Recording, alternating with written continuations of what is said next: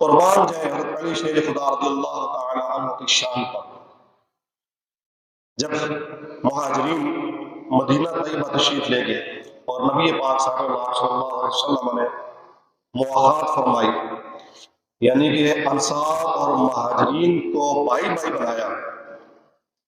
تو حضرت علی شیر خدا رضی اللہ تعالی عنہ پاس قریب کھڑے پریشان ہیں، تو آپ نے عرض کیا رسول اللہ صلی اللہ علیہ وسلم آپ نے مجھے کس کا بھائی بنایا ہے؟ نبی پاک صلی اللہ علیہ وسلم نے فرمایا علی انت اخی فی الدنیا والآخرہ، علی تو دنیا میں بھی اور آخرت میں بھی میرا بھائی ہے۔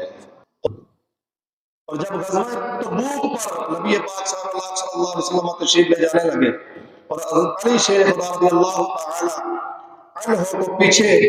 ڈیوٹی لگائی کہ آپ نے پیچھے عورتوں اور بچوں کی نگہبانی فرمانی ہے، ان کی دیکھ بھال فرمانی ہے، تو حضرت علی شیر خدا رضی اللہ تعالی عنہ کو کچھ دشمنوں نے تانے دیے، تو آپ رضی اللہ تعالی عنہ نے نبی پاک صلی اللہ علیہ وسلم کی خدمت میں عرض کی یا رسول اللہ صلی اللہ علیہ وسلم مجھے آپ عورتوں اور بچوں میں چھوڑ کے جا رہے ہیں؟ آپ صلی اللہ علیہ وسلم نے فرمایا علی کیا تو اس بات پر راضی نہیں کہ جس طرح ہارون علیہ السلام موسیٰ علیہ السلام کے نزدیک تھے تم اس طرح میرے نزدیک ہو؟ فرق بس یہ ہے کہ ہارون علیہ السلام نبی تھے، میرے پاس کوئی نبی نہیں آئے گا۔